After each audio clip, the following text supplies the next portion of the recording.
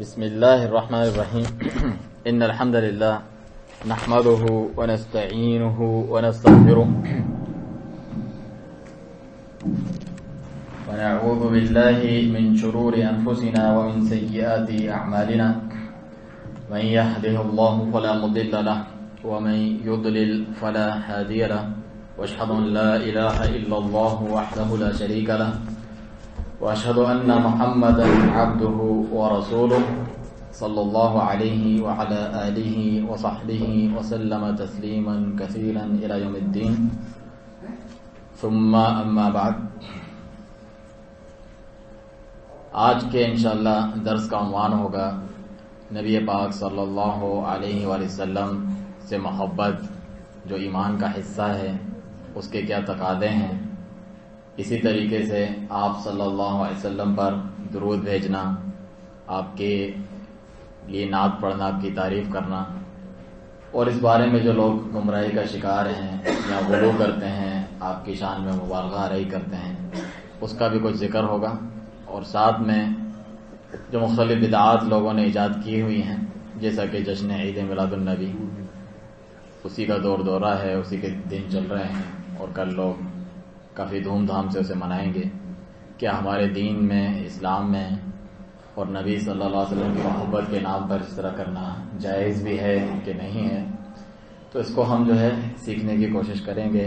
اللہ سبحانہ تعالیٰ سے دعا ہے کہ ہمیں حق اور صحیح بات بتانے اور اس پر عمل کرنے کی ہم سب کو توفیق عطا فرمائے. یہ بات معلوم ہے اور یہ میں نے مختلف علماء کرام کے کلام سے، جو کتاب و سنت سے اور سلف صالحین کے عقیدے کی روشنی میں بیان کرتے ہیں، جمع کیا ہے.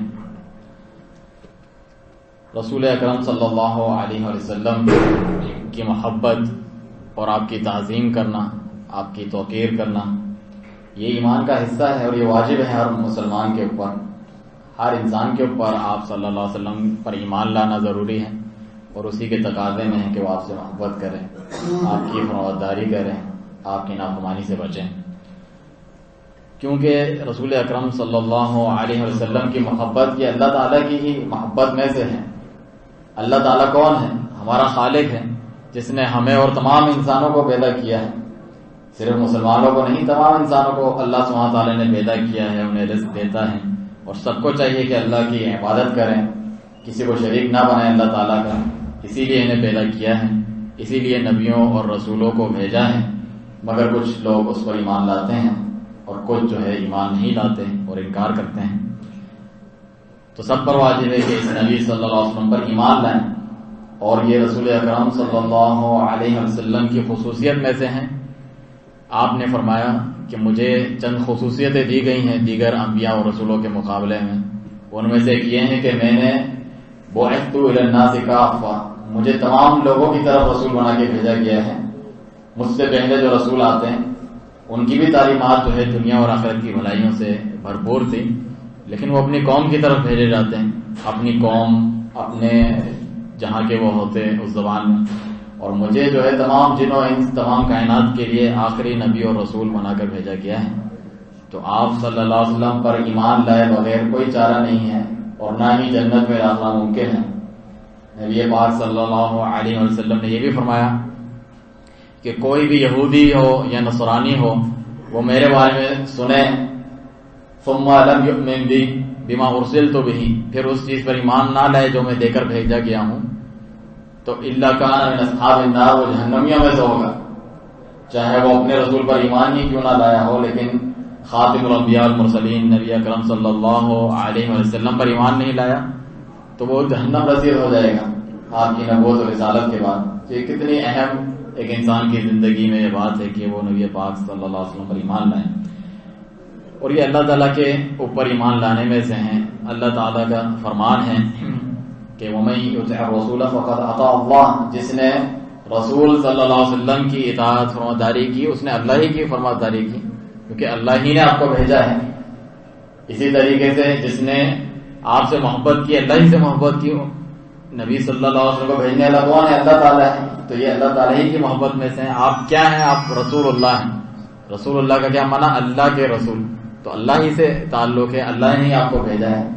تو یہ اسی کی جو ہے محبت کا ایک حصہ ہے. چنانچہ فرمایا والذین آمنوا اشد حبا للہ، جو ایمان والے ہوں سب سے زیادہ شدید محبت کس سے کرتے ہیں؟ اللہ تعالیٰ سے. اور پھر اللہ تعالیٰ ہی نے حکم دیا ہے کہ میرے پیارے پیغمبر صلی اللہ علیہ وسلم سے محبت کرو، آپ کی فرمانبرداری کرو، آپ کے کہے پر چلو، آپ کی نافرمانی سے بچو.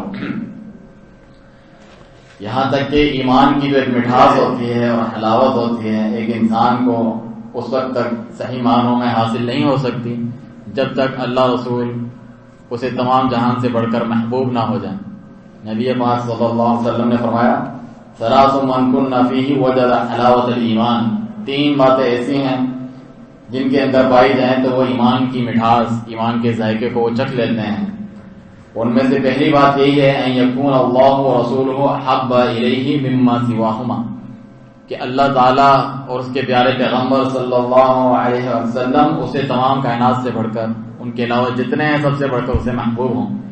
اسی طرح مشہور حدیث آپ سنتے ہیں انس رضی اللہ عنہ سے، صحیح بخاری اور مسلم میں، کہ نبی کریم صلی اللہ علیہ وسلم نے فرمایا کہ لا یؤمن احدکم حتی اکون احب الیہ من والدہ وولدہ والناس اجمعین، او کما قال علیہ الصلوۃ والسلام، کہ تم میں سے کوئی اس وقت تک مومن نہیں ہو سکتا جب تک میں اسے تمام لوگوں سے بڑھ کر، یہاں تک کہ اس کے والدین سے بڑھ کر، اس کے باپ سے بڑھ کے، ماں سے بڑھ کے، اس کی اولاد سے بڑھ کر اور تمام جہان سے بڑھ کر اسے محبوب نہ ہو جاؤں، تمام سے بڑھ کر مجھ سے محبت ہو، تب تک وہ صحیح معنوں میں مومن نہیں کہلایا جا سکتا. اور اس کی عملی مثال بھی پیش کی.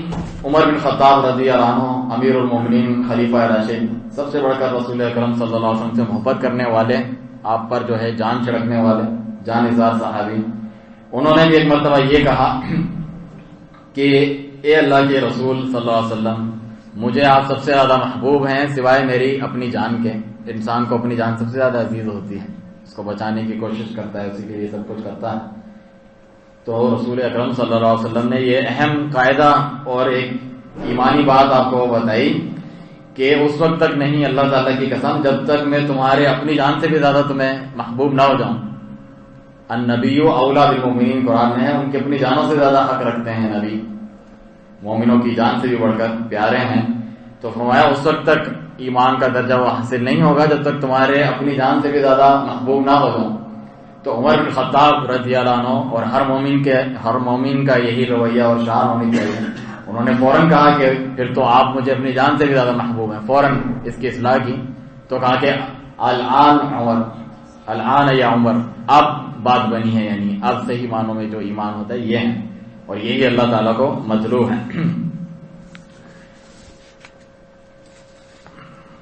چنانچہ ہم نے یہ بات اچھی طریقے سے جان لی کہ نبی کریم صلی اللہ علیہ وسلم کی محبت، آپ کی تعظیم، آپ کی اچھے اور اعلیٰ صفات اپنانا اور اسے بیان کرنا، اس کا ذکر کرنا، یہ ہمارے ایمان میں سے ہیں، اسلام میں سے ہیں، اور اس پر عمل کرتے رہنا چاہیے.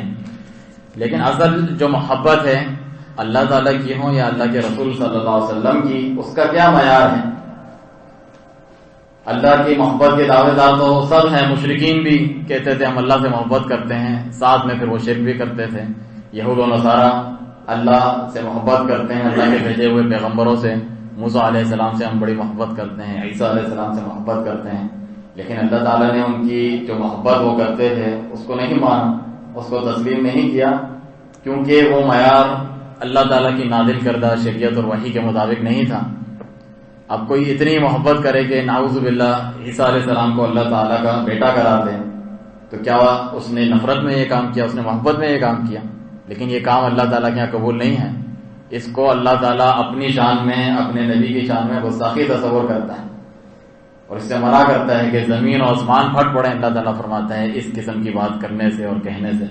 حالانکہ نام اور ٹائٹل تو اس کا بھی محبت ہے، اس کا بھی عقیدت ہے کہ ہمیں بڑی محبت ہے عیسیٰ علیہ السلام سے، مسیح علیہ السلام سے. آج بھی جو نصرانی کہلاتے ہیں وہ یہی کرتے ہیں، ان کی محبت میں تمام کام کرتے ہیں جن سے منع کیا گیا ہے، مگر یہ بالکل بھی دین میں قابل قبول نہیں ہے. تو آئیے دیکھتے ہیں کہ اللہ تعالیٰ اس ایمان کی جو کسوٹی ہے، محبت کا جو معیار ہے وہ کیا ہے، بیان فرماتا ہے. فرمایا قل ان کنتم تحبون اللہ فاتبعونی یحببکم اللہ. آپ کہیں ان لوگوں سے اگر تم واقعی اللہ تعالیٰ سے محبت کرتے ہو، سب کا یہ دعویٰ ہے، تو کیا کرنا ہوگا؟ فاتبعونی، مجھ محمد صلی اللہ علیہ وسلم کی پیروی کرنی ہوگی، اتباع کرنی ہوگی۔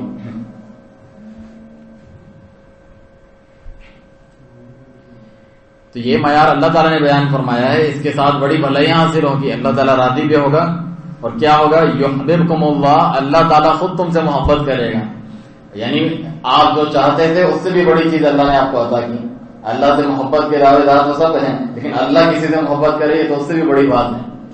چنانچہ اللہ تعالیٰ خود تم سے محبت کرے گا اگر تم رسول اللہ صلی اللہ علیہ وسلم کی پیروی اور اطاعت کرو گے۔ وَيَغْفِرْ لَكُمْ ذُنُوبَكُمْ، اور تمہارے گناہوں کو بھی بخشے گا۔ ایک انسان کی، ایک مومن کی تو سب سے بڑی یہ چاہت ہوتی ہے، سب گنہگار ہیں اور چاہتے ہیں کہ ہماری بخشش ہو جائے اللہ تعالیٰ کے حضور میں، تو وہ نبی صلی اللہ علیہ وسلم کی پیروی کریں، آپ کی سنت پر چلیں۔ واللہ غفور رحیم، اور اللہ تعالیٰ بہت بخشنے والا، بہت مہربان ہے۔ تو ایک مومن جو نبی صلی اللہ علیہ وسلم سے محبت کرتا ہے، وہ تو یہ سوچتا ہے کہ اپنا سب کچھ لٹا کر ایک دیدار وہ رسول اکرم صلی اللہ علیہ وسلم کا کر سکے۔ چنانچہ اس بارے میں حدیث میں موجود ہے صحیح مسلم کی کہ من اشد امتی لی حبا، میری امت میں سے سب سے زیادہ مجھ سے محبت کرنے والے ایسے لوگ بھی ہیں، ناس یکونون بعدی یود احدهم لو رعانی بحلیہ مالی، کہ جو تم لوگوں کے بعد آئیں گے، صحابہ کے بعد، میرے جانے کے بعد آئیں گے، جو مجھے دیکھ نہیں سکے، ان میں سے ایک یہ خواہش کرتا ہوگا کہ اپنے مال کو بھی لٹا دے، اپنے اہل و عیال کو بھی لٹا دے، میرا دیدار کر سکیں نبی صلی اللہ علیہ وسلم کا۔ اور اللہ تعالیٰ سے دعا ہے کہ ہمیں ایسے کام کرنے کی توفیق دے کہ ہم رسول اکرم صلی اللہ علیہ وسلم کا ساتھ بھی نصیب ہو، آپ کا دیدار بھی جنت میں ساتھ بھی نصیب ہو، آپ کی شفاعت بھی نصیب ہو۔ اور وہ کس طرح ہوگا؟ وہ آپ صلی اللہ علیہ وسلم کی اطاعت و فرمانبرداری سے ہوگا۔ چنانچہ ایک اور حدیث میں ہے ابو ہریرہ رضی اللہ عنہ کی کہ انہوں نے پوچھا کہ قیامت کے دن سب سے زیادہ آپ کی شفاعت کا حقدار کون ہے؟ تو کہا کہ نبی اکرم صلی اللہ علیہ وسلم نے کہ جس نے گواہی دی اللہ تعالیٰ کی سوا کوئی عبادت کے لائق نہیں، خالصا من قلبہ، اپنے دل کے اخلاص کے ساتھ، سچائی کے ساتھ۔ اس سے معلوم ہوا توحید کو جاننا چاہیے، اللہ تعالیٰ کی ذات، صفات اور عبادت میں کسی کو شرک نہیں کرنا چاہیے۔ اسی سے رسول اکرم صلی اللہ علیہ وسلم بھی ہم سے محبت کریں گے۔ آپ کبھی بھی اس بات سے راضی نہیں کہ اللہ تعالیٰ کو چھوڑ کر آپ رسول اللہ صلی اللہ علیہ وسلم کی عبادت کریں، ان کو رب سمجھیں، انہیں پکاریں، ان کے نام کی قربانی کریں، نظر و نیاز کریں، یہ تو سب عبادت کے کام ہیں۔ اور ہم نے اقرار کیا ہے لا الہ الا اللہ، اللہ تعالیٰ کے سوا کوئی عبادت کے لائق نہیں۔ تو اگر ہمیں اللہ تعالیٰ اس کے پیارے پیغمبر صلی اللہ علیہ وسلم کی محبت چاہیے اور بروز قیامت اللہ کے دن سے آپ کی شفاعت چاہیے، تو ہمیں ضروری ہے کہ توحید اور ایمان پر ہماری موت آئے۔ رسول اکرم صلی اللہ علیہ وسلم کی تعریف اور آپ کی جو اعلیٰ صفات ہیں ان کو بیان کرنے میں لوگ غلو سے بھی کام لیتے ہیں، حد سے تجاوز کرتے ہیں۔ جس طرح ایک مثال ابھی میں نے آپ کے سامنے بیان کی کہ بہت سارے لوگ عیسیٰ علیہ السلام سے محبت کرتے ہیں، جو نصرانی، عیسائی یا کرسچن کہلاتے ہیں، آپ لوگ جانتے ہیں اچھے طریقے سے، وہ غیر مسلم ہیں اور اللہ تعالیٰ ان کے ایمان اور اسلام کو قبول نہیں کرتا، اور وہ جہنم میں جانے والے ہیں اگر وہ اسلام نہیں لے کر آتے ہیں۔ تو وہ تو محبت کرتے ہیں مگر حد سے بڑھا دیتے ہیں، اور یہ بات خود نبی کریم صلی اللہ علیہ وسلم نے ذکر فرمائی ہے۔ اللہ تعالیٰ کا فرمان لا تغلوا فی دینکم، اہل کتاب کو کہا اپنے دین میں غلو نہ کرو۔ غلو کا کیا مطلب ہے؟ ایک چیز کی جو حد ہے اس سے اس کو آگے بڑھا دینا، ایک مخلوق ہے اس کو خالق یا رب بنا دینا، نعوذ باللہ، تو یہ غلو کرنا ہے۔ اس کو اطراء بھی کہتے ہیں، کسی کی تعریف کرنے میں حد سے آگے بڑھ جانا۔ چنانچہ رسول اکرم صلی اللہ علیہ وسلم نے فرمایا صحیح بخاری کی حدیث کہ لا تطرونی کما اطرت النصارى ابن مریم، مجھے میرے جو درجہ اللہ تعالیٰ نے دیا اس سے بڑا چڑھا کر بیان نہ کیا کرو، جس طرح کنہوں نے کیا تھا؟ نصارہ نے کیا تھا عیسیٰ ابن مریم کے ساتھ، ان کی محبت میں غلو کر کے کیا کہا تھا؟ وہ اللہ تعالیٰ کے بیٹے ہیں، نعوذ باللہ، ان کی عبادت کرو۔ آگے فرمایا انما انا عبد، میں تو بندہ ہوں اللہ تعالیٰ کا، فقولوا عبد اللہ ورسولہ، تو یہی کہو میں اللہ تعالیٰ کا بندہ اور رسول ہوں۔ ہم جب گواہی دے کے اسلام میں داخل ہوتے ہیں اس میں بھی تو یہی ہے، واشهد ان محمدا عبدہ ورسولہ، ہم گواہی دیتے ہیں کہ محمد صلی اللہ علیہ وسلم اللہ تعالیٰ کے بندے اور اس کے رسول ہیں۔ یہ تو گواہی نہیں دیتے کہ نعوذ باللہ محمد صلی اللہ علیہ وسلم خود اللہ تعالیٰ ہیں، خود معبود ہیں یا رب ہیں، ایسا تو نہیں کہتے ہیں۔ یہ تو شرک ہے. اللہ تعالیٰ فرماتا ہے کہ کسی نبی کو لائق نہیں کہ اللہ تعالیٰ اسے کتاب دے، اسے حکم دے ثم یقول للناس کونوا عبادا لی من دون اللہ ولکن کونوا ربانیین، کہ وہ یہ نہیں کہہ سکتا لوگوں کو کہ اللہ کو چھوڑ کے میرے بندے بن جاؤ، میری عبادت کرو، میرے بندے بن جاؤ. یہ لائق نہیں ہے کسی نبی کو، بلکہ کہے گا کہ وہ اللہ والے رب والے بن جاؤ. چنانچہ نبی کریم صلی اللہ علیہ وسلم اس کے لیے لوگوں کے دلوں میں صحابہ جو اتنے پیار کرنے والے تھے، جو آپ کے وضو کے پانی تک کو گرنے نہیں دیتے تھے، لڑ مرتے تھے اس کے لیے، ان کو یہ ادب سکھلاتے تھے کہ اللہ تعالیٰ کی توحید کا بھی ادب باقی رہے اور کس حد تک جو ہے محبت جانی چاہیے وہ اطاعت و فرمانبرداری کی صورت میں. چنانچہ بسا اوقات وہ کہتے ہیں انت سیدنا، کہ اے نبی صلی اللہ علیہ وسلم آپ ہمارے سید ہیں، سردار ہیں، بڑے ہیں. حالانکہ یہ تو صحیح بات ہے، آپ صلی اللہ علیہ وسلم تو سید ولد آدم ہے. دوسری حدیث میں تمام مخلوقات انسانوں میں سب سے زیادہ افضل، سب سے زیادہ اعلیٰ کون ہے؟ نبی کریم صلی اللہ علیہ وسلم. آپ تو سید ہیں، لیکن ان کی تربیت کرنے کے لیے کہ کہیں شیطان تمہیں گمراہ نہ کہہ دے، آپ نے فرمایا جو تم کہتے ہو وہی کہا کرو، اس طرح کی باتیں نہ کرو، یعنی رسول اللہ کا ہو، نبی اللہ کا ہو، اس طریقے سے جو اللہ تعالیٰ نے تمہیں ادب سکھایا اس طریقے سے بولو. وَلَا يَسْتَجْرِيَنَّكُمُ الشَّيْطَانُ، کہیں شیطان تمہیں گمراہ نہ کر دیں کہ ابھی اس حد تک پہنچے ہو تو آگے دوسری چیزیں بھی ڈال دیں. تو کتنے شرکی عقائد لوگوں کے اندر آ جاتے ہیں پھر، اور اللہ سبحانہ تعالیٰ کی صفات تک میں شرک کرنے لگتے ہیں. نور من نور اللہ کہتے ہیں، اللہ تعالیٰ کی نور جو صفت ہے اس کا حصہ ہے نبی صلی اللہ علیہ وسلم. نعوذ باللہ، یہ شرک عقیدہ جو اللہ تعالیٰ کے بیٹے قرار دینے جیسا عقیدہ ہی ہے. وَجَعَلُوا لَهُ مِنْ عِبَادِهِ جُزْءًا إِنَّ الْإِنسَانَ لَكَفُورٌ مُبِينٌ. اللہ تعالیٰ فرماتا ہے سورۃ الزخرف میں کہ بعض لوگ ایسے ہیں جنہوں نے اللہ کے بعض بندوں کو اللہ کا حصہ بنا دیا ہے. ایسا انسان بہت زیادہ جو ہے کھلا ناشکرا ہے.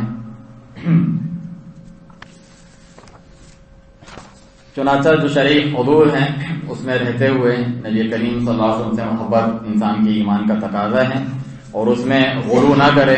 جس طرح ہمارے مختلف محفل میلاد میں یا مختلف نعتوں اور جو نظمیں اور اس قسم کے کلمات اور شعر ہوتے ہیں اس میں بہت زیادہ اس چیز کا کوئی خیال نہیں رکھا جاتا.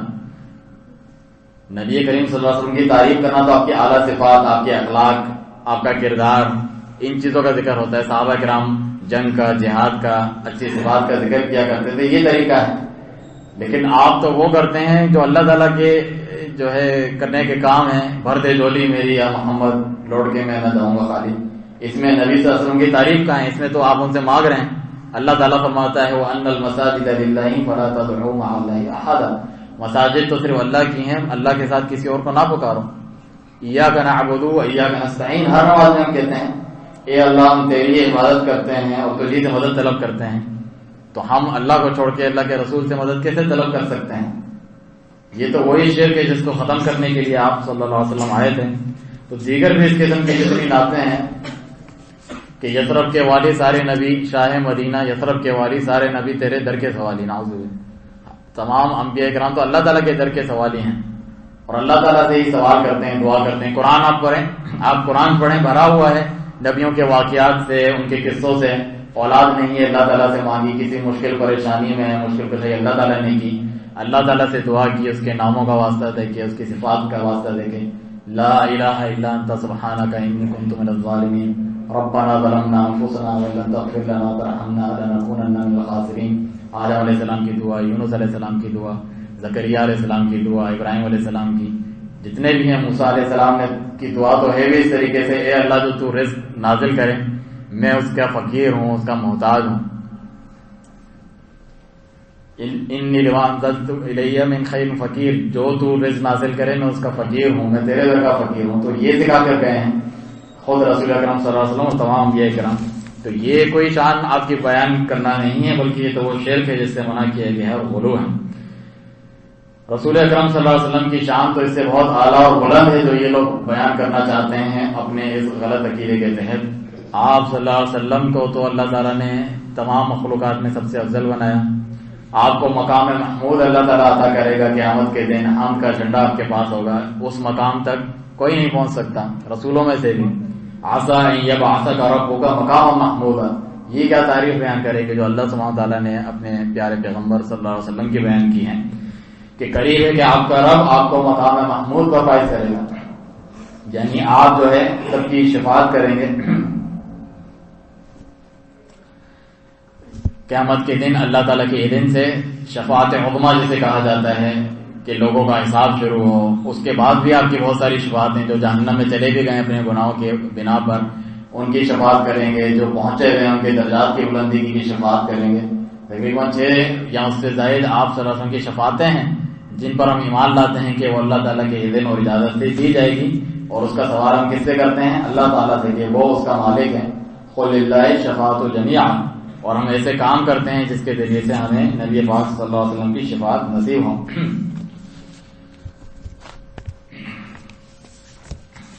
اسی طریقے سے رسول اکرم صلی اللہ علیہ وسلم کے حقوق کا جو اگر ہم خلاصہ بیان کریں، جو اہم ترین ہے، آپ صلی اللہ علیہ وسلم سے محبت کرنا، درود پڑھنا تو اپنی جگہ ہے ہی ہے، جس کی کچھ تفصیل ہم مزید بھی بیان کریں گے، لیکن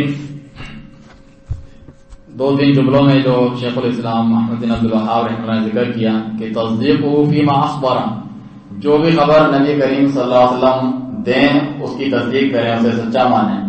اللہ تعالیٰ کی وما ينطق عن الهوى ان هو الا وحی یوحی، یہ نبی اپنی طرف سے کچھ نہیں بولتا اپنی خواہش سے، یہ تو وحی ہے جو اللہ تعالیٰ کی طرف سے کی جاتی ہے، اس کے ذریعے ہی کلام کرتا ہے۔ تو آپ کی ہر خبر چاہے آپ کی عقل میں آئے نہ آئے، آپ کو تسلیم کرنا ہے، وہ اللہ تعالیٰ کی طرف سے بولتے ہیں، اپنی طرف سے نہیں۔ یہ آپ کا ایمان ہے۔ طاعته فیما امر، جو بھی حکم دیں آپ کو کرنے کا آپ ان کی اطاعت فرمانبرداری کریں، اس کے اوپر عمل کریں، عبادات میں سے، اخلاق میں سے، عقائد میں سے جو بات آپ صلی اللہ علیہ وسلم فرمائیں ان کی اطاعت کی جائے۔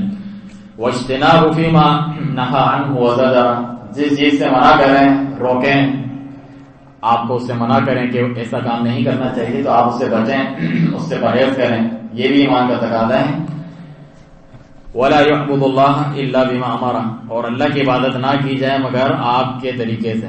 یہ بڑی اہم چیز ہے جس کو بہت سارے لوگ نہیں سمجھتے، اور یہ عید میلاد النبی کے تعلق سے بھی آپ کو یہ بات سمجھ میں اچھی طریقے سے آئے گی کہ ہم اللہ کی عبادت یا اللہ کو راضی کرنا چاہتے ہیں، قرب اس کا حاصل کرنا چاہتے ہیں، لیکن اس کا طریقہ بھی نبی صلی اللہ علیہ وسلم کے طریقے کے مطابق ہونا چاہیے، تب اللہ تعالیٰ راضی ہوگا۔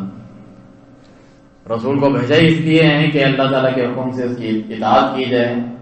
نبی صلی اللہ علیہ وسلم کے طریقے کے مطابق آپ ایمان لائیں گے، نماز پڑھیں گے، روزہ رکھیں گے تو اللہ قبول کرے گا۔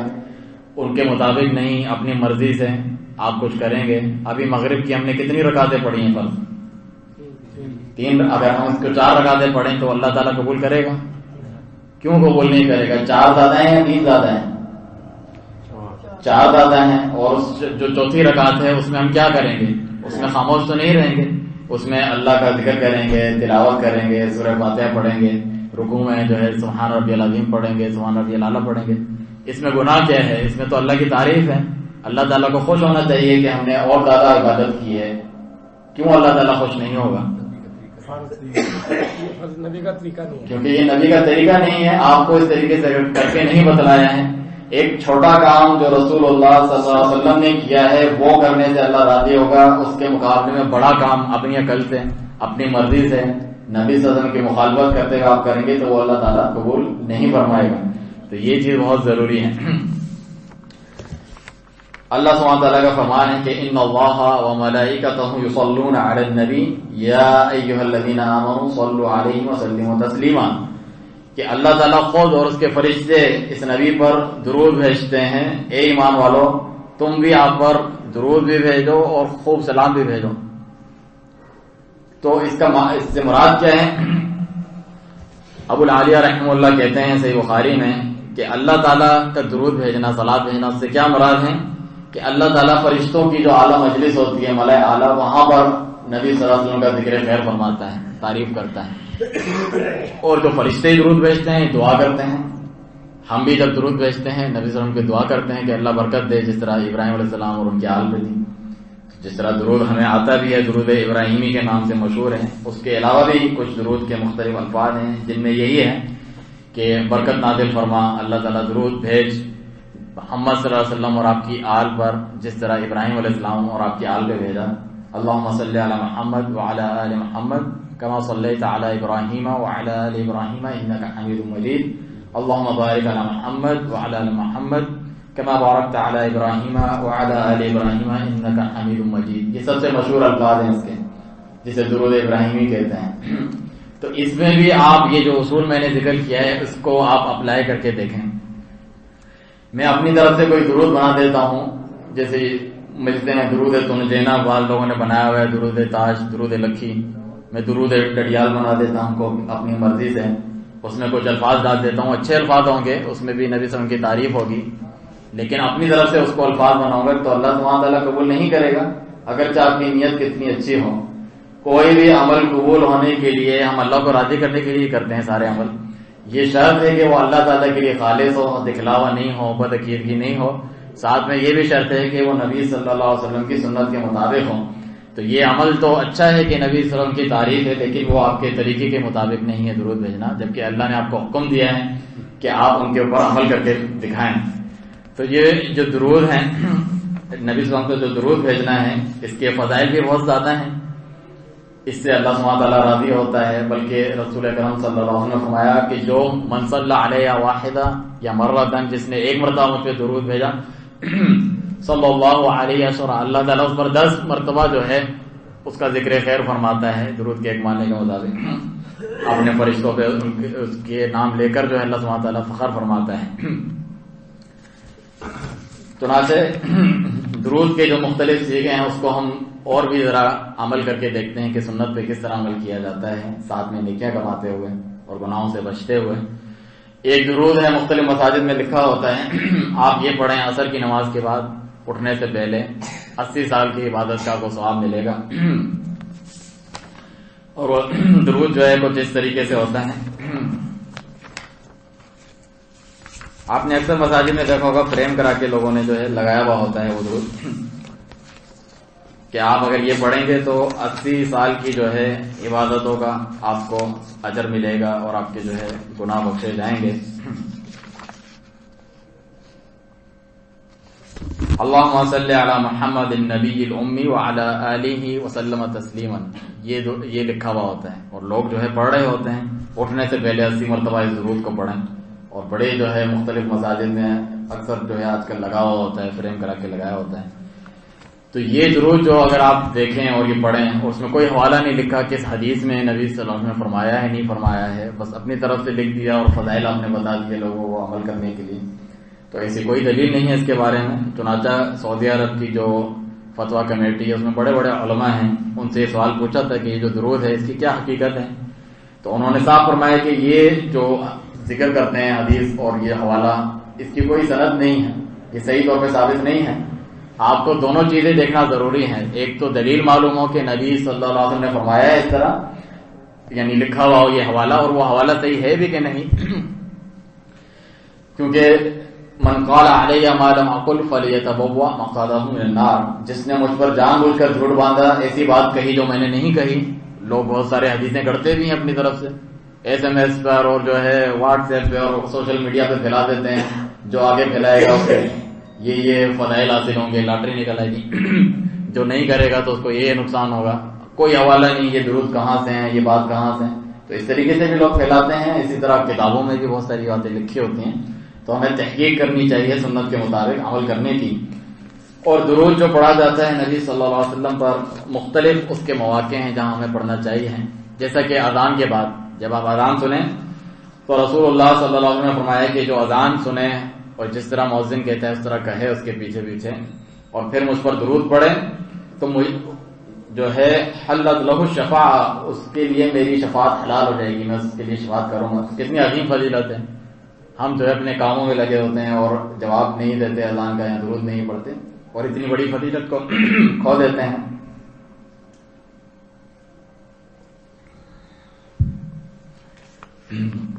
تو یہ وہ کرنے والے کام ہے جو ہمیں جاننا چاہیے، بجائے اس کے کہ نئی نئی چیزیں اور نئی عیدیں اپنی طرف سے ایجاد کریں.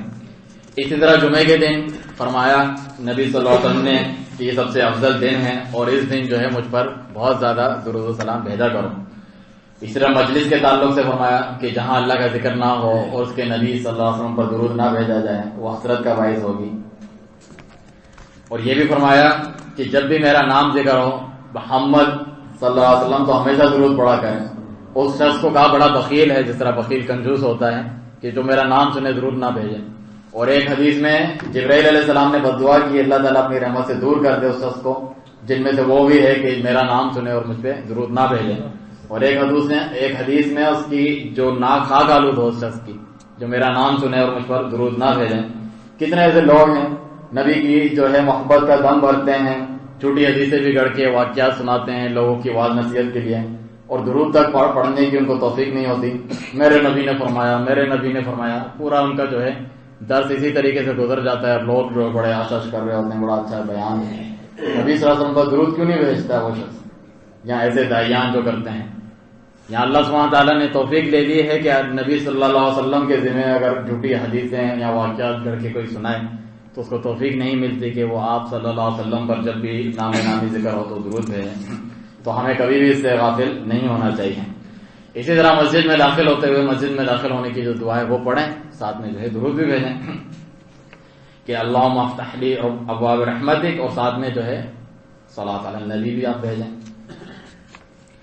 اور نماز جنازہ میں بھی ہم جب دوسری تکبیر کے بعد نبی صلی اللہ علیہ وسلم پر درود بھیجتے ہیں. یہ کچھ جگہیں تھیں، کچھ مواقع تھے جن پر درود پڑھنا چاہیے نبی صلی اللہ علیہ وسلم پر، اور اس سے جو ہے غفلت نہیں کرنی چاہیے. نعت خوانی کا میں نے آپ کو بتایا تھا. بعض لوگ کہتے ہیں آپ لوگ جو ہے نبی صلی اللہ علیہ وسلم سے محبت نہیں کرتے، یا گستاخ ہیں، یا اتنی زیادہ محبت آپ کو نہیں ہے، وہابی لوگ ہیں، گستاخ ہیں، اور آپ نعت بھی نہیں پڑھتے، نعت سنتے نہیں ہیں، نعت کو پروموٹ نہیں کرتے، اس کو پسند نہیں کرتے. تو ہمیں یہ جاننا چاہیے نعت کیا ہے، کہ جس میں سے جو جائز ہے، جو اچھی ہے اس کو ہم مانتے ہیں، جو غلط ہے اس کو نہیں مانتے ہیں. چنانچہ جو نعت خوانی ہے اس سے مراد ہے کہ ایسے شعر ہوتے ہیں، ایسے اشعار ہوتے ہیں جو نبی صلی اللہ علیہ وسلم کی تعریف میں ہوتے ہیں، آپ کے اخلاق میں ہیں، آپ کی صفات، آپ کے جو جسمانی بھی جو صفات ہیں، آپ کے جو ایمانی صفات ہیں، آپ کی جو نبوت کی صفات ہیں ان کا ذکر ہوتا ہے.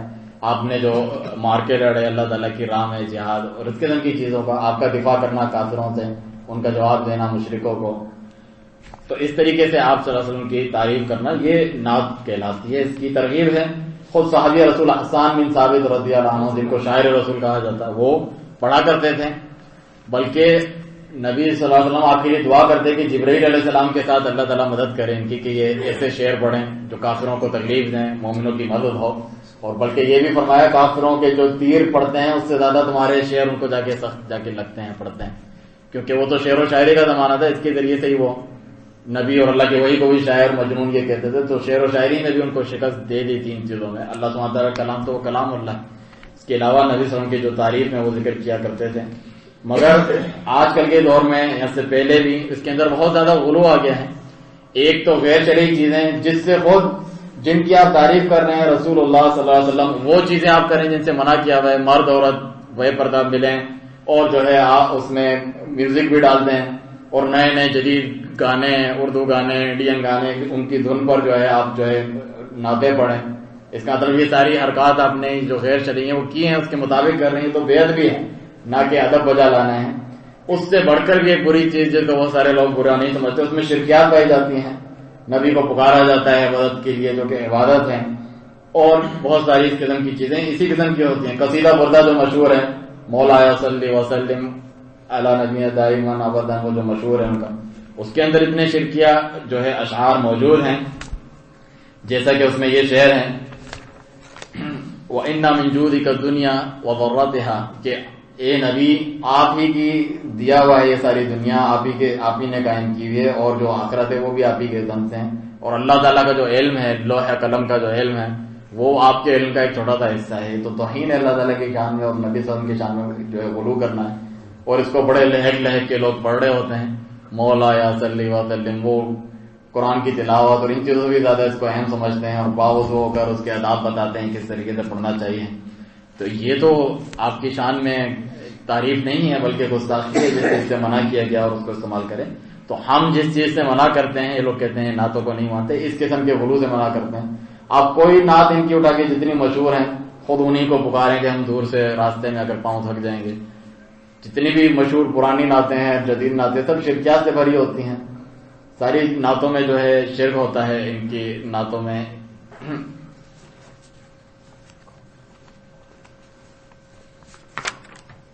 تو اس سے بچنا چاہیے، اس کو سننے سے بھی سنانے سے بھی. اور بعض لوگ اس کو بطور پیشہ اپناتے ہیں، یہ بھی سنت سے ثابت نہیں ہے کہ آپ کا اوڑھنا بچھونا پروفیشن ہی آپ کے نعت خوانی ہے اور سنت پہ کوئی عمل نہیں ہوتا اور کلین سے بے نمازی اور اتنے لاکھ روپے اپنے ایک کانسرٹ اپنے ایک پروگرام کے لے رہے ہیں، اس میں مختلف جس طرح کوئی اداکار ہوتے ہیں گلوکار ہوتے ہیں اس طریقے کے ان کے ناز نخرے اور کلیم اور یہ ساری چیزیں ہوتی ہیں، باقاعدہ ڈیمانڈیں ہوتی ہیں. یہ تو کوئی جو دھندا انہوں نے لگایا ہے، یہ تو کوئی نبی صلی اللہ علیہ وسلم کے جو عشق محبت کا انعام دیتے ہیں اس میں سے نہیں ہے. اور یہ لفظ بھی صحیح نہیں ہے جو عشق کا یہ لوگ یوز کرتے ہیں. محبت رسول ہونی چاہیے. قرآن و حدیث میں حب رسول، محبت رسول کا ذکر ہے. عشق وغیرہ تو ایک بےہودہ لفظ ہے، کوئی اچھا لفظ نہیں ہے. کوئی اپنے اچھے رشتوں کے لیے عشق کا لفظ استعمال کرتا ہے وہ تو اس کو برا سمجھے گا. تو جب سے سب سے پاک ہستی جو ہے رسول اکرم صلی اللہ علیہ وسلم، آپ ان کے لیے کہیں گے کہ عشق ہے مجھے. عشق تو ایک اندھا دھند محبت کا جو نام دیتے ہیں لوگ، اس کا درجہ ہے جس میں انسان محبوب کو جو معشوق ہے اس کو گالیاں بھی دیتا ہے، اس کی عبادت شروع کر دیتا ہے، کچھ بھی کر سکتا ہے. جبکہ محبت جو ہے وہ کتاب و سنت کی پابند ہوتی ہے، اس کے تحت چلتی ہے. تبھی محبت رسول کا حکم ہے. یہ پاگلوں والے عشق کا نہیں، اور ان کو توفیق ہی نہیں ہوئی. یہ لوگ عشق رسول کے لفظ استعمال کرتے ہیں اور ان کے اعمال اور حرکتیں بھی اسی قسم کی ہیں. چنانچہ یہ بھی جائز نہیں ہے اس قسم کا پروفیشن اپنانا باقاعدہ. ایک اور چیز پر تنبیہ اگر میں کر دوں کہ کیونکہ کم علمی ہے لوگوں کو، وہ رسول اکرم صلی اللہ علیہ وسلم کو یہ بیان کرتے ہیں کہ آپ اللہ کے حبیب ہیں. بلا شبہ آپ اللہ کے حبیب ہیں، اللہ کے محبوب ہیں. اللہ تعالیٰ کے محبوب تو اور بھی لوگ ہیں. واللہ یحب المحسنین، اللہ تعالیٰ احسان کرنے والوں سے محبت کرتا ہے، نیکوکاروں سے. نبی صلی اللہ علیہ وسلم کا درجہ اس سے بھی بلند ہے. کیونکہ ان کو علم کم ہے تو یہ سمجھتے ہیں ہم نے حبیب اللہ کہا تو ہم نے بہت اونچا درجہ بیان کیا کہ اللہ نے کسی کو حبیب نہیں بنایا. اور یہ جو وہابی ہیں اس آگے یہ سمجھتے نہیں ہیں، درجہ کم کرتے ہیں. حالانکہ رسول اکرم صلی اللہ علیہ وسلم تو خلیل اللہ ہیں. خلیل جو ہے محبت سے بھی بڑھ کے درجہ ہے. جو کوئی بھی نہیں ہے سوائے ابراہیم علیہ السلام کو اللہ تعالیٰ نے خلیل بنایا. تو رسول اکرم صلی اللہ علیہ وسلم نے فرمایا کہ انی ابرؤ الی اللہ ان یکون لی منکم خلیل، کہ میں اللہ تعالیٰ کے حضور اس بات سے بری ہوں فری ہوں کہ تم میں سے کوئی میرا خلیل ہو. فإن اللہ تعالیٰ قد اتخذنی خلیلا، اللہ تعالیٰ نے مجھے اپنا خلیل بنایا ہے جس طرح ابراہیم علیہ السلام کو خلیل بنایا تھا. تو اللہ تعالیٰ کے خلیل صرف دو ہیں دنیا میں، ایک ابراہیم علیہ السلام اور ایک محمد رسول اللہ صلی اللہ علیہ وسلم. اور ان میں سے بھی جو افضل ہیں وہ ہمارے پیارے پیغمبر صلی اللہ علیہ وسلم ہیں. تو جو حبیب اللہ کہہ رہا ہوتا ہے اس طریقے سے کہ اللہ کے محبوب ہیں، اور خلیل بولتے ہیں، ان کو توفیق نہیں کہ وہ خلیل اللہ کہیں. یہ تو اعلیٰ اور بلند درجہ ہے. تم درجہ کم کر رہے ہو اپنی کم علمی اور کم عقلی میں، بجائے اس کے کہ دوسروں کو الزام دیں کہ وہ نبی صلی اللہ علیہ وسلم کے درجے کی پہچان نہیں رکھتے ہیں. اب ہم آتے ہیں اس موضوع پر کہ یہ جو عید میلاد النبی منانا ہے اس کی کیا حیثیت ہے. ہم نے یہ بات پہلے ذکر کی کہ نبی صلی اللہ علیہ وسلم سے اصل محبت تو آپ کی فرمانداری کرنا ہے. اصل محبت تو جن چیزوں سے آپ نے منع کیا ہے اس سے بچنا ہے. وہ سب سے بری چیز جس سے منع کیا وہ کیا ہے؟ بدعت ہے. بدعت کیا ہے؟ دین میں نیا کام نیکی سمجھ کے جو کیا جاتا ہے، جو شیطان کو زیادہ پسند ہے. بہت سارے لوگ کہتے ہیں جو گناہ کرتے ہیں، برائیاں کرتے ہیں، بدکاریاں کرتے ہیں، یہ تو گناہ ہے. لیکن ایک شخص جو ہے اپنی مرضی سے کوئی نئی عبادت ایجاد کرتا ہے، اس نے کیا گناہ کیا ہے جو تم اسے برا سمجھتے ہو؟ وہ زیادہ برا ہے اللہ کے نزدیک. دین میں وہ شریعت سازی کرتا ہے، نیا کام نکالتا ہے، کیونکہ اس سے وہ توبہ نہیں کرے گا. ایک شخص کو کہے کہ نیکی کا کام چھوڑ دو، میں کیوں نیکی کا کام چھوڑوں؟ وہ تو نیکی کے کام سمجھ کے کر رہا ہے. گنہگار کو جب ہم بولتے ہیں کہ گناہ چھوڑ دو تو وہ گناہ چھوڑ ہی دیتا ہے، یا کم از کم یہ تو سمجھتا ہے، دل میں نادم ہوتا ہے کہ میں گنہگار ہوں. لیکن شیطان چاہتا ہے بدعت میں پھنسائے، وہ تو کبھی چھوڑے گا ہی نہیں کہ تم مجھے کہہ رہے ہو کہ میں ایک نیکی کا کام چھوڑ دوں جو اپنی طرف سے اس نے ایجاد کیا ہوا ہے. اس لیے شیطان کی زیادہ خواہش ہوتی ہے شرک میں پھنسائے، بدعت میں پھنسائے، بجائے بڑے گناہوں کے. چنانچہ رسول اکرم صلی اللہ علیہ وسلم نے فرمایا من احدث فی امرنا ھذا ما لیس منہ فہو رد، جس نے ہمارے دین میں کوئی ایسا کام نکالا، ایجاد کیا، اس پر عمل کیا جس کا ہم نے حکم نہیں دیا، نہیں کر کے بتلایا سکھلایا، تو وہ مردود ہے، ناقابل قبول ہے، اللہ کو قبول نہیں ہے. آپ کی نیت کتنی اچھی اور بھلی کیوں نہ ہو. اور یہ بھی فرمایا نبی کریم صلی اللہ علیہ وسلم کو اللہ تعالیٰ نے یہ بتلایا کہ آئندہ دور میں ایسی گمراہیاں آئیں گی، مسلمان بھی گمراہ ہوں گے، ان میں بھی بہت اختلاف ہوگا. تو ساتھ میں رہنمائی بھی فرمائی، یوں نہیں چھوڑ دیا ہمیں کہ آج ہم جس چیز میں مبتلا ہیں، عید میلاد النبی مناؤ، دوسرے کہتے ہیں نہیں مناؤ، یہ صحیح ہے یا غلط ہے. تو بتا دیا کہ ایسے حالات آئیں گے اور بہت اختلاف ہوگا، تمہیں کرنا کیا ہے وہ بھی بتلا دیا ہے. فرمایا انہ من یعش منکم بعدی فسیری اختلافا کثیرا، تم میں سے جو میرے بعد زیادہ عرصے زندہ رہے گا وہ بہت زیادہ اختلافات دیکھے گا، جس کی ایک مثال ابھی میں نے بیان کی. کتنے لوگ جو ہیں باہر سارے راستے سے چلتے ہیں، چراغا کیا ہوا ہے، چمکایا ہوا ہے، بالکل نصارہ کی مشابہت ہیں، جس طرح وہ کرسمس مناتے ہیں. تو جھنڈیاں لگائی ہوئی ہیں، آئے دن اس میں نئے نئی چیزوں کے اضافے ہوتے رہتے ہیں، ٹیکنالوجی بڑھتی رہتی ہے، وہ اس میں نئی نئی چیزیں اضافے، اس کو بھی سنت بنا لیتے ہیں کہ یہ سنت ہے، یہ عمل، یہ کھانا پینا اور جو کچھ وہ کرتے ہیں، جشن اور ایک عید کا سا سما بنا لیتے ہیں. یہ آتے رہیں گے تو بعض لوگ یہ کرتے ہیں اور بعض جو ہے اس پہ عمل نہیں کرتے، اس سے منع کرتے ہیں. تو یہ جو اختلاف ہیں، ہمیں کیا کرنا چاہیے؟ فعلیکم بسنتی، تمہیں چاہیے میری سنت پر چلو. جو چلیں ہم سنت کی طرف جاتے ہیں. کیا رسول اللہ صلی اللہ علیہ وسلم نے اپنا میلاد منایا ہے؟ جتنے عرص جو ہے آپ رہے حیات تو آپ نے میلاد منایا اپنا؟ جب بھی سال آتا، آپ کی تو تاریخ تک کا صحیح تعین نہیں ہے کہ کتنے پیدا ہوئے. اگر اتنی اہمیت ہوتی تو اس کو باقاعدہ متعین کرتے کہ یہ تاریخ اور اس کو منانا چاہیے. اور فرمایا سنت الخلفاء الراشدین المہدیین، میرے بعد جو خلفاء راشدین ہیں ابو بکر، عمر، عثمان، علی رضی اللہ عنہم، کیا انہوں نے اپنے دور خلافت میں جتنی مرتبہ بھی ربیع الاول آیا تھا انہوں نے عید میلاد النبی منایا تھا؟ اس کو کوئی اہمیت دے کے کہ یہ نبی صلی اللہ علیہ وسلم کی پیدائش کا دن ہے، آپ کی سالگرہ ہے، تو ہمیں یہ کام کرنے چاہیے، منانا چاہیے، اس طرح کچھ کیا تھا انہوں نے؟ اس کو کوئی اہمیت نہیں دی، کوئی نہیں منایا. تو کیا وہ رسول اللہ صلی اللہ علیہ وسلم سے محبت کرنے والے نہیں تھے؟ وہ تو ہم سے زیادہ محبت کرنے والے تھے، ان کی محبت میں ہی سرشار تھے جس سے وہ جنتی بنے. تو پھر وہ ایسا کام نہ کریں جو آج ہم کریں اور سمجھیں کہ یہ محبت کی کوئی دلیل ہے، یہ تعظیم ہے.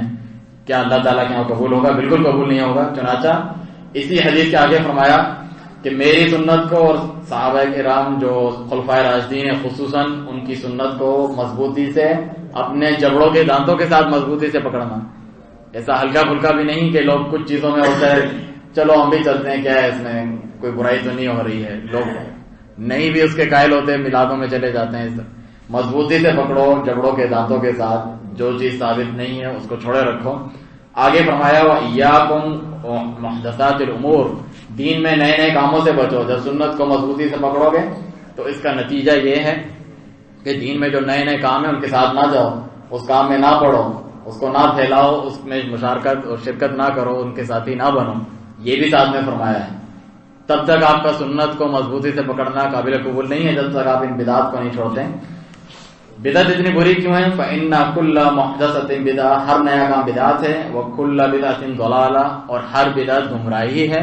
وكل ضلالة في النار، اور ہر گمراہی کا انجام کیا ہے؟ جنت ہے، جہنم ہے، جہنم کی آگ ہے. تو ہم عمل کر کے تھک بھی جائیں اور اتنی محنت بھی کریں اور اس کا کوئی صلہ نہ ملے، الٹا ہمیں جہنم ملے، تو اس سے بڑھ کے بیوقوفی کیا ہوگی؟ اس کی جگہ وہ کام جس طرح کچھ میں نے بتایا، درود پڑھنا چاہیے، یہ ہمیشہ پڑھتے رہنا چاہیے، ان جگہوں پہ پڑھنا چاہیے، قرآن کی تلاوت کرنی چاہیے، نیکی کے کام کرنے چاہیے. انہیں چھوڑ کے ہم یہ جو جشن بنا رہے ہوتے ہیں، کھا پی رہے ہوتے ہیں اور جھنڈیاں اور میلہ لگایا ہوتا ہے، اس میں پڑھیں اور اپنی آخرت بھی خراب کریں، دنیا بھی خراب کریں. اس میں ایک اور دلیل ہے اس حدیث میں. بعض لوگ یہ کہتے ہیں کہ یہ بدعت تو ہے، نیا کام ہے دین میں، لیکن یہ بدعت حسنہ ہے، ایک اچھی بدعت ہے. بدعت ایک بری ہوتی ہے، کوئی برائی کے کام ہوتے ہیں دین میں وہ بری ہے، ایک اچھے کام ہوتے ہیں وہ بدعت حسنہ ہے. اس کے کرنے میں کوئی حرج نہیں ہے، کرنا چاہیے. ابھی آپ نے حدیث کے الفاظ سنے، اس میں کیا ہے کہ بعض بدعت گمراہی ہوتی ہے. کل بدعت ضلالت، ساری بدعتیں گمراہی ہیں. نبی صلی اللہ علیہ وسلم نے فرمایا ہر بدعت گمراہی ہے، چاہے وہ کتنے ہی اچھے سمجھ کے اور کسی قسم کا بھی کام ہو. تو اس میں تو کوئی استثناء نہیں دیا آپ نے کہ یہ بدعت گمراہی ہے مگر فلاں بدعت جو ہے وہ اچھی ہے تو گمراہی نہیں ہے، ایسا نہیں ہے.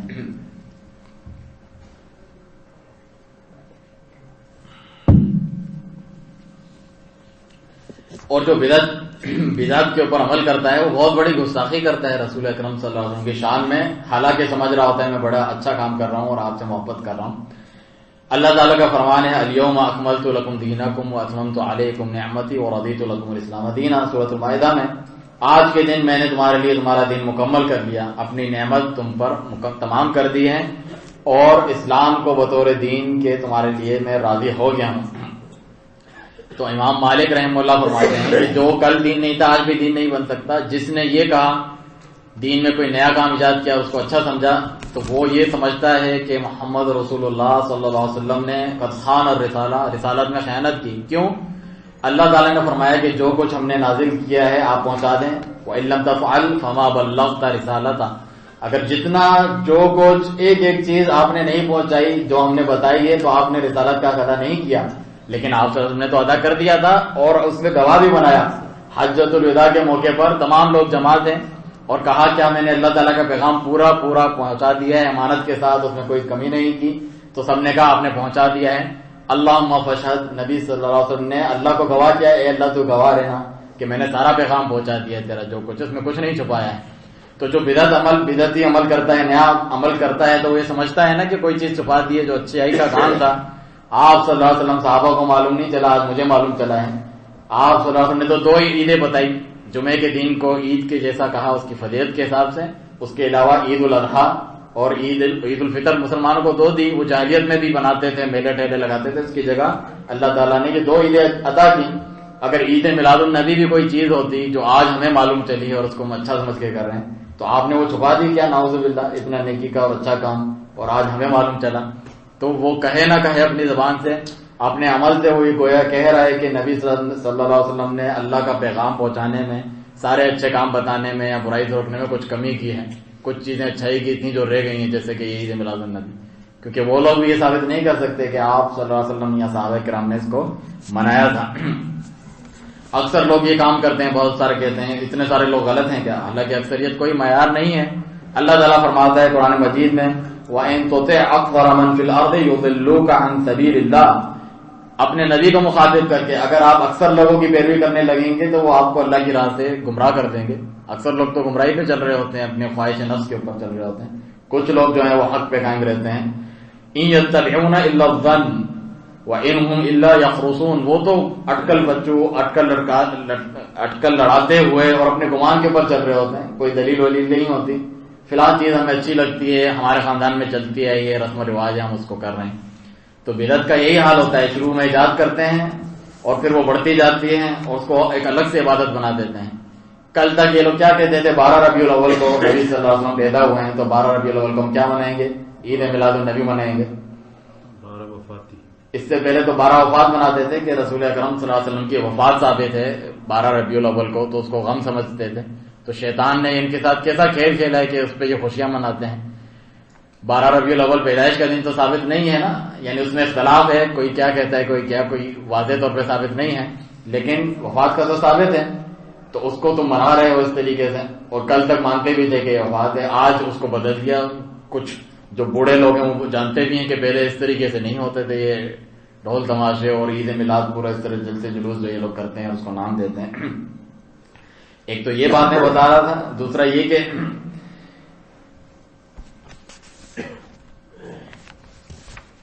کہ یہ جو نبی صلی اللہ علیہ وسلم کی جو ولادت پر یہ خوشیاں منانے کا جو یہ طریقہ اور ان کا یہ رواج ہے،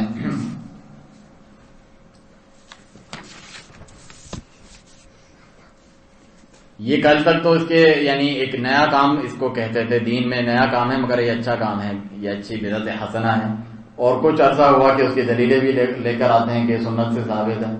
تو کل تک تو آپ مانتے تھے کہ یہ سنت نہیں ہے، بدعت حسنہ ہے، نیا کام ہے، اور ہم بتاتے تھے کہ بدعت ساری کی ساری گمراہی ہے، اچھا برا کچھ نہیں ہوتا اس میں۔ تو اب جو ہے اپنی طرف سے دلیلیں بنا کر بعد میں لانا، اس سے ثابت ہے کہ جو پہلے آپ کے بناتے تھے یہ کب سے شروع ہوئی؟ یہ تو 400 سال بعد شروع ہوئی، نبی صلی اللہ علیہ وسلم کی وفات کے 400 سال بعد بعض فاطمی لوگوں نے اور عیاش قسم کے لوگوں نے اور فضول کے میلے ٹھیلے کرنے والوں نے اور کاہل اور سست قسم کے جو دین پر عمل بھی نہیں کرتے تھے، انہوں نے یہ اپنے کھانے پینے کے دھندے اور نصارہ کی پیروی میں وہ لوگ کرسمس مناتے ہیں تو انہوں نے یہ ایجاد کر لیا تھا۔ تو وہ یہ دلائل لا کر تھوڑی اس کو ایجاد کرتے تھے، وہ تو اسی طریقے سے کرتے تھے، تم بھی اسی طرح مناتے آئے، اپنے یہ کام کرتے آئے، اور آج جو ہے اس کی دلیلیں بیان کرنے لگے۔ یہ ساری باتیں تو اللہ کے رسول صلی اللہ علیہ وسلم بھی جانتے تھے اور آپ کے صحابہ، انہوں نے تو اس کو عید کی دلیل نہیں بنایا، ایک تو یہ وجہ ہے۔ پھر اس میں بہت ساری چیزیں ایسی ہوتی ہیں، سب کھڑے ہو جاتے ہیں، رسول اکرم صلی اللہ علیہ وسلم خود تشریف لائیں، جس نے زیادہ اچھے طریقے سے گیٹ سجایا ہوا ہے، اپنا بتیاں لگائی ہیں، وہاں آتے ہیں خود۔ حالانکہ ان کا یہ عقیدہ بھی ہے کہ نبی صلی اللہ علیہ وسلم ہر جگہ حاضر ناظر ہیں، موجود ہیں، جب یہ بھی غلط عقیدہ ہے۔ اللہ سبحانہ تعالیٰ ہر چیز کو دیکھتا ہے اور سنتا ہے۔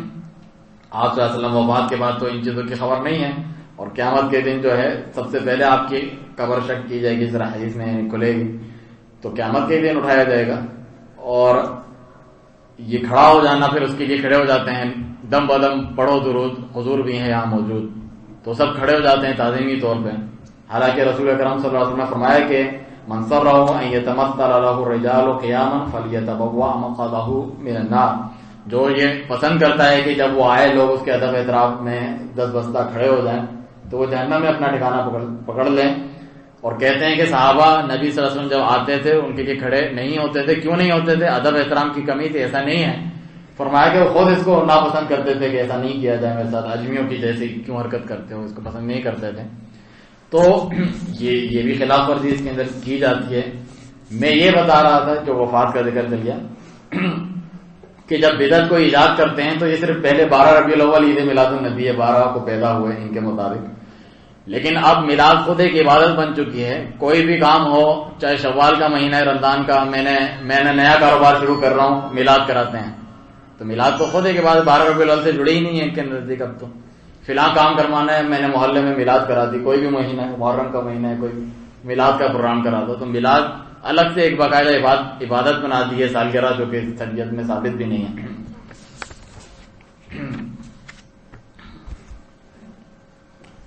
ان کے کچھ شبہات ہیں جو یہ لوگ پیش کرتے ہیں، اس کے تعلق سے اسے بتا کر جو ہے ہم اپنی بات کو انشاءاللہ ختم کرتے ہیں۔ ان میں سے جو مشہور ہیں یا چیدہ شبہات ہیں، اور یہ جو میلاد ہے یعنی پیدائش کا جو دن ہے، پھر بدعت بڑھتے بڑھتے صرف نبی صلی اللہ علیہ وسلم تک بھی محدود نہیں رہتی ہے، عبد القادر جیلانی کا بھی مناتے ہیں، 11ویں شریف بھی مناتے ہیں، مصر میں بدوی کا بھی مناتے ہیں، فلانے کا بھی عرس بھی بنتا ہے، میلاد بھی بنتی ہے، برسی بھی بنتی ہے، ساری چیزیں، پھر وہ شروع ہو جاتا ہے کام ہر ایک کے تعلق سے۔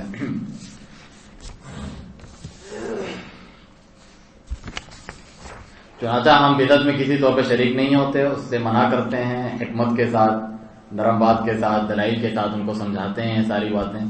اس سلسلے میں کوئی تعاون نہیں کرتے ان سے، کوئی چیزیں کھانے پینے کی جو اسی بدعت کی وجہ سے لائی جاتی ہیں۔ شیخ صالح الفوزان حفظہ اللہ تو سعودی عرب کے بڑے علماء میں سے ہیں، ان سے پوچھا گیا کہ یہ جو لایا جاتا ہے اس کے ہی لیے جو بنایا جاتا ہے کیا اسے ہم استعمال کر سکتے ہیں؟ آپ نے اس سے منع کیا کیونکہ یہ ایک بدعت کے لیے، جو بدعت حرام ہے اور برا کام ہے، اس سلسلے میں کیا گیا ہے، تو اس میں تعاون نہیں کرنا چاہیے، اس چیزوں کو نہیں لینا چاہیے، نہیں پھیلانا چاہیے۔ ایک دلیل وہ یہ دیتے ہیں کہ نبی صلی اللہ علیہ وسلم نے فرمایا کہ من سن فی الاسلام سنتا حسنہ فلہ اجرھا واجر من عمل بها، جس نے اسلام میں کوئی سنت حسنہ اچھا طریقہ شروع کیا، پھر جس نے بھی اس اچھے طریقے کی، اس کی پیروی کی، جس طرح اس نے کیا تھا سب اس طرح کرتے گئے بعد میں، تو اس شخص کو بھی اجر ملے گا، اس کا جس نے شروع کیا تھا، بعد والوں کو بھی اجر ملے گا۔ تو دیکھو نا، نیا کام اچھا بھی ہوتا ہے۔ حالانکہ ایسا نہیں ہے، اس حدیث کے آگے پیچھے جو ذکر ہے وہ صدقہ خیرات کا ذکر ہے۔ ایک صحابی نے صدقہ شروع کیا، یعنی نبی صلی اللہ علیہ وسلم نے کہا کہ ان غریبوں کے اوپر کون صدقہ کرے گا، تو میں پہل کروں یا دوسرا، ایک نے بڑھ کر پہل کی کہ میں کرتا ہوں، پھر باقیوں نے بھی ان کی دیکھا دیکھی صدقہ خیرات شروع کیا، تو صدقہ خیرات تو دین میں ثابت ہے۔ تو یہ ان کاموں کے لیے جو دین میں ثابت ہیں، صدقہ خیرات کرنا وغیرہ، اس پہ عمل چھوڑ دیا اور لوگوں نے، کمزوری آ گئی ہو، دوسرا شخص اس کو واپس سے زندہ کرتا ہے، عمل کرتا ہے، اس کو دیکھا دیکھی دوسروں کو بھی جوش آتا ہے، وہ بھی عمل کرتے ہیں، تو اس کے بارے میں، نہ کہ دین میں نئے کام ایجاد کرنے کے بارے میں۔ ایک اور دلیل وہ یہ دیتے ہیں، اور یہ سب سے مشہور دلیل ہے، اللہ تعالیٰ سورۃ یونس میں فرماتا ہے قُلْ بِفَضْلِ اللَّهِ وَبِرَحْمَتِهِ فَبِذَلِكَ فَلْيَفْرَحُوا هُوَ خَيْرٌ مِّمَّا يَجْمَعُونَ، کہ اے نبی آپ ان سے کہیں کہ اللہ کا جو فضل ہے، اس کی جو رحمت ہے، یہ ایسی چیز ہے کہ اس پہ خوشیاں مناؤ، اور یہ اس سے بہتر ہے جو یہ جمع کر کے سمیٹ کے رکھتے ہیں دنیا کا مال۔ تو نبی صلی اللہ علیہ وسلم کی پیدائش سے بڑھ کے کون سی خوشی ہو سکتی ہے؟ اللہ کا فضل کون سا ہو سکتا ہے؟ تو اللہ نے حکم دیا اس پہ خوشیاں مناؤ، اس پہ جشن مناؤ، تو ہم اس لیے جشن مناتے ہیں۔ تو پہلی بات یہ ہے کہ یہ آیت تو نبی صلی اللہ علیہ وسلم پر نازل ہوئی، کہ آپ نے اس کو اس طرح سمجھا اور منایا؟ نہیں منایا۔ صحابہ کرام نے اس طرح سمجھا نبی صلی اللہ علیہ وسلم سے اور منایا؟ نہیں منایا۔ اس کا مطلب اس آیت کی یہ تفسیر اور تشریح نہیں ہے۔ چنانچہ صحابہ کرام سے ثابت ہے کہ اس سے مراد کیا ہے؟ قرآن مجید ہے، کہ قرآن مجید اللہ نے اپنے فضل سے نازل کیا، تو اس پر جو ہے خوش ہونا چاہیے، اس کے اوپر عمل کرنا چاہیے۔ ایک اور دلیل یہ ہے کہ نبی صلی اللہ علیہ وسلم سے پوچھا، آپ سوموار کا پیر کے دن روزہ رکھتے تھے اکثر اوقات، ایک تو اس کا یہ سبب ہے کہ اللہ کے حضور اعمال پیش ہوتے ہیں، دوسرا یہ بھی فرمایا، ایک تاریخی حوالے سے آپ نے فرمایا کہ ذاک یوم ولدت فیہ و یوم یبعث او انزل علی فیہ، یہ وہ دن ہے پیر کا دن، 12 ربیع الاول نہیں، پیر کا دن، وہ 12 ربیع الاول ضروری نہیں ہے کہ ہو یا نہیں ہو، پیر کا دن ایسا ہے کہ اس میں پیدا ہوا اور اسی میں مجھے نبی بھی بنایا گیا یا مجھ پہ وہی نازل ہوئی۔ تو دیکھو نا، اس میں معلوم چلا کہ اہمیت ہے، پیر کے دن پیدا ہوئے ہیں تو اس دن جو ہے کچھ کیا آپ نے، روزہ رکھا۔ ایک بات تو یہ ہے کہ عید کے دن روزہ نہیں رکھا جاتا، یہ تو عید مناتے ہیں جو روزے کے بالکل الٹ ہیں، عبادت تو کرتے ہی نہیں، وہ تو کھانے پینے میں لگے ہوتے ہیں۔ جس طرح وہ کربلا کا غم میں وہ کہتے ہیں کہ امام حسین رضی اللہ عنہ کو جو ہے کھانا پیاسا انہیں رکھا گیا، تو یہ پیاسا رہنے کے بجائے عاشورہ کے دن جو دوسرے مسلمانوں مومنوں نے روزہ رکھا ہوتا ہے، یہ تو سبیلے اڑا رہے ہوتے ہیں اور کھا پی رہے ہوتے ہیں۔ تو اسی طریقے سے عید منا رہے ہوتے ہیں یہ لوگ، روزے کہاں رکھتے ہیں؟ ایک تو یہ بات ہے۔ دوسری بات یہ کہ جب یہ بتایا نبی صلی اللہ علیہ وسلم نے، پھر صحابہ اس طرح عمل کرتے تھے کہ یعنی ہر پیر کو اس وجہ سے روزہ رکھتے تھے کہ آپ پیدا ہوئے، ایسا نہیں تھا۔ اور اسی حدیث کا دوسرے حصے پہ کیوں عمل نہیں کرتے؟ اس میں یہ بھی ہے کہ میں نبی بھی اسی دن بنا ہوں، تو پھر نبوت کے بھی ایک جشن ہونا چاہیے کہ وہی نازل ہونے کا، جب پہلی وہی نازل ہوئی اس کا جشن منایا جا رہا ہے، اس کا نہیں مناتے۔ تو یہ بعد میں دلیل شیطان ان کو سجاتا ہے۔ جو بھی باطل اور غلط عقیدہ رکھتے ہیں ان کا یہ طریقہ ہوتا ہے، پہلے ایک عقیدہ خود ہی بنا لو، پہلے ایک عمل خود ہی کرنا شروع کر دو، اس کے بعد پھر قرآن و حدیث چھان مارو، اس میں ڈھونڈتے رہو اپنی مرضی کی دلیل اس کے مطابق کوئی آ جائے۔ جو صحیح عقیدہ رکھتے ہیں وہ پہلے سے کوئی عقیدہ نہیں رکھتے، اپنی مرضی سے کوئی عمل نہیں کرتے، قرآن حدیث براہ راست پڑھتے ہیں، اس کے مطابق جو باتیں آتی جاتی ہیں اس کے مطابق عقیدہ بناتے ہیں۔ تو یہ صحیح طریقہ ہوتا ہے اور یہ صحیح منہج ہے۔ تو گمراہ لوگوں کا یہ طریقہ ہے۔ اسی طریقے سے ایک روایت وہ یہ پیش کرتے ہیں کہ اب صحابہ کے فہم کے مطابق، جی کتاب و سنت کو ہم صحابہ کرام کے طریقے کے مطابق سمجھتے ہیں، اس میں بھی اپنی مرضی، یہ جو میں نے سامنے آپ کے پیش کی، یہ جو حدیث تھی پیر کے دن والی، یہ صحیح مسلم کی حدیث ہے۔ ہم نے تو حدیث بتا دی نا، صحیح حدیث آپ کو، ہم تو قرآن حدیث پہ عمل کر رہے ہیں، لیکن ہم یہ کہیں گے کہ صحابہ کرام نے اس کو اس طریقے سے سمجھا، پھر اس کے بعد سے ہر پیر کو، اور ہر پیر کو یہ جشن منائے، نہ صرف 12 ربیع الاول کو، کیوں ہر پیر کو منائے تو جو ہے ان کو پھر ڈالر کے ریٹ معلوم چل جائیں۔ تو اسی طریقے سے صحیح بخاری کی روایت ہے، یعنی صحیح بخاری میں ایک تو حدیث ہے جو سند کے ساتھ آتی ہیں کہ اس صحابی نے اس طریقے سے رسول اللہ صلی اللہ علیہ وسلم نے فرمایا، وہ تو صحیح ہے۔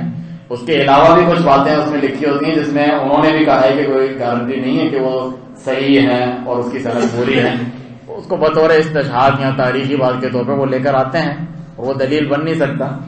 تو اس میں سے ایک آتے ہیں کہ ابو لہب جو تھا، ابو لہب کون ہے؟ نبی صلی اللہ علیہ وسلم کا چاچا ہے، تو کیا جنتی ہے؟ اس کے بارے میں کیا ہے قرآن میں؟ وہ تو اس کے ہاتھ پر جو ہے جہنم میں جانے کا ذکر ہے اس کا، تو اس کا عمل کوئی دلیل بنے گا؟ اس کا عمل تو کہاں لے جانے والا ہوگا؟ وہیں لے جانے والا ہوگا جہاں وہ خود گیا۔ تو وہ کہتے ہیں کہ اس نے خوش ہو کے اپنی جو ایک لونڈی تھی، اس کی سویبہ ایک لونڈی تھی، نبی صلی اللہ علیہ وسلم کی پیدائش کی خوشی میں اس نے اس کو آزاد کر دیا، جا تو آزاد ہے۔ تو جو ایک شخص نے دیکھا، ایک شخص کون شخص پتا نہیں، خواب دیکھا، وہ بھی کوئی وحی نازل نہیں ہوئی، کوئی نبی کی بات نہیں ہے، ایک شخص نے دیکھا، کافر تھا مسلمان، اور خواب میں دیکھا، خواب سچا ہے جھوٹا ہے شیطان کا ہے کیا ہے، اس کے بارے میں اللہ فرمائے کہ وہ جہنم میں، اور ہم کہیں کہ وہ مزے میں، وہ کہہ رہے ہیں کہ ایک جو ہے ایک انگلی سے اس کو جو ہے دودھ سپلائی ہو، دودھ پلایا جا رہا ہے اس کو۔ تو اس نے کہا کہ اس سے دیکھا کہ وہ برے حال میں جہنم میں، یعنی جہنم میں پڑا ہے، برے حال میں ہے۔ تو اس نے پوچھا اس کے رشتے دار نے کہ ہمارے پاس کیا حال ہوا، تمہارا کیا ہوا؟ برے حال میں ہوں، بس یہ میں نے جس سے آزاد کیا تھا سویبہ کو، اس سے تھوڑا سا مجھے پلا دیا جاتا ہے، پانی پلا دیا جاتا ہے، اس سے میں سیراب ہوتا ہوں۔ تو یہ دلیل بن نہیں سکتا۔ خود اس کی شرح میں حافظ ابن حجر فتح الباری وغیرہ میں لکھتے ہیں کہ کافروں کے تو تمام اعمال برباد ہیں اور یہ دلیل بن نہیں سکتا۔ دوسرا، اس حدیث کی کوئی سند ہی نہیں ہے، مرسل کا مطلب پتہ ہی نہیں کہ کون آدمی ہے، سچا تھا جھوٹا تھا، کس نے بتایا، کوئی بھی بتا دے ہم مانتے ہیں، ایسا نہیں ہے۔ اور کسی نے بھی، صحیح بخاری کب سے ہیں، دوسری صدی سے، کسی نے اس کو دلیل نہیں بنایا، ابھی پچھلے ہی کچھ شیخ الاسلام اور مختلف قسم کے کہلانے والوں نے اس کو دلیل بنا دیا۔ تو پہلے تو کبھی کسی نے اس کو دلیل نہیں بنایا، آج تمہیں معلوم چلا اس کی دلیل ہے۔ اور اگر یہ ابو لہب کی سنت پر، اس کے طریقے پر عمل کریں گے تو اسی کے انجام بھی وہی ہے، وَكُلُّ ضَلَالَةٍ فِي النَّارِ۔ اسی طریقے سے ایک آخری جو ہے دلیل یہ دیتے ہیں، جس کا میں نے پہلے جواب دیا، کہ جو ہے قعب بن زحیر اور حسان بن ثابت رضی اللہ عنہما وہ بھی شعر پڑھتے تھے نبی صلی اللہ علیہ وسلم کی تعریف میں. تو ہم بھی تو نعتیں ہی پڑھتے ہیں اور ہم کیا کرتے ہیں اس میں. تو ہم نے بتا دیا کہ نبی صلی اللہ علیہ وسلم کی تعریف کسی ایک دن کے لیے نہیں، ہمیشہ کرنی چاہیے، درود پڑھنا چاہیے، محبت کرنی چاہیے، لیکن جو آپ کی شان بنتی ہے وہی بیان کرنا چاہیے، غلو نہیں کرنا چاہیے، شرک نہیں کرنا چاہیے. تاجدار حرم ہو نگاہ کرم، ہم غریبوں کے دن بھی سنور جائیں گے. اس میں نبی صلی اللہ علیہ وسلم کی کیا تعریف ہے؟ اس سے تو مانگ رہے ہیں نبی صلی اللہ علیہ وسلم سے. نبی صلی اللہ علیہ وسلم تو چھوٹے سے بچے عبداللہ بن عباس رضی اللہ عنہما جو چھوٹے سے بچے ہیں ان کو توحید کی تعلیم دیتے ہیں. اذا سألت فاسأل اللہ، جب بھی مانگنا اللہ سے مانگنا. اور تم نبی صلی اللہ علیہ وسلم سے وہ بھی وفات کے بعد تم مانگ رہے ہو، شرک کر رہے ہو کہ آپ ہم پہ نگاہ کرم کریں گے تو ہمارے دن سنور جائیں گے. اللہ سبحانہ تعالیٰ نہیں ہے دعا کرنے کے لیے کہ آپ کی دنیا اور آخرت سنوار دے وہ. آخر میں آپ یہ دیکھیں کہ یہ جو جشن عید میلاد النبی مناتے ہیں اور دوسری طرف عیسیٰ علیہ السلام کا جو میلاد مناتے ہیں جس کو کرسمس کہتے ہیں، ان دونوں میں کیا وہی چراغا کیا جاتا ہے، وہی بتیاں کی جاتی ہیں. نبی صلی اللہ علیہ وسلم نے پہلے ہی اس بات کی خبر دی کہ لا تتبعن سنن من کان قبلکم، تم ضرور اپنے سے پچھلے لوگوں کے طریقے پر چلو گے. تو صحابہ کرام نے بھی حیران ہو کے کہا کہ یہود و نصارہ کے طریقے پہ چلیں گے، کیا اس سے وہ مراد ہیں؟ تو آپ نے فرمایا اور نہیں تو کون، یہی لوگ ہیں. تو ان کی کتنی چیزوں پہ چلتے ہیں، شرک عقائد کے اوپر چلتے ہیں. اسی طرح رسول اللہ صلی اللہ علیہ وسلم نے فرمایا لعنت اللہ علی الیہود والنصارى اتخذوا قبور انبیاء مساجد، کہ اللہ تعالیٰ یہود و نصارہ پر لعنت کریں، انہوں نے نبیوں کی قبروں کو مساجد بنا دیا جو آج مزاروں کی صورت میں لوگوں نے بنایا ہوا ہے. اسی طرح عیسیٰ علیہ السلام کا کرسمس میلاد مناتے ہیں، انہوں نے یہ میلاد النبی بنا دیا. ان کے شیخ الاسلام ڈاکٹر طاہر القادری صاحب جو اس قسم کی گمراہیاں پھیلانے میں مشہور ہیں، اور انہوں نے تو اپنی زبان سے اقرار بھی کیا کہ ہمارے جو کرسمس ادھر جا کے کیک بھی کاٹا ہوں، نعوذ باللہ، کہ کرسمس کا کیا مطلب ہے؟ اللہ تعالیٰ کا بیٹا پیدا ہوا ہے، نعوذ باللہ، عیسیٰ علیہ السلام. ان کا تو یہ عقیدہ ہے. وہاں جا کے مبارکبادی بھی دی اور کہا کہ ہمارا جو عید میلاد النبی ہے اور تمہارا جو کرسمس ہے ایک ہی چیز ہے، ایک ہی طریقے سے منائی جاتی ہیں. اس نبی کو ہم بھی مانتے ہیں، وہ بھی سالگرہ ہیں، اس نبی کو ہم مانتے ہیں، اس کی سالگرہ. تو کیا فرق ہے؟ سچ بولا تھا، بات غلط تھی، بات تو سچ بولی تھی. ان کے اپنے لوگ اس کے خلاف ہو گئے تھے بعد میں. تو اللہ سبحانہ تعالیٰ سے دعا ہے کہ نبی صلی اللہ علیہ وسلم کی جو محبت کے جتنے بھی حقوق ہیں وہ ہمیں ادا کرنے کی توفیق دیں اور آپ کی شفاعت سے بہراور فرمائے. اللہ سبحانہ تعالیٰ قیامت میں آپ کا ساتھ نصیب فرمائے. اور جتنی بھی آپ کی نافرمانی کی چیزیں ہیں، بدعات ہیں، دین میں نئے کام ہیں، ان سے ہمیں اور تمام مسلمانوں کو محفوظ رکھیں. سبحانک اللہم و بحمدک اشہد ان لا الہ الا انت استغفرک و اتوب الیک.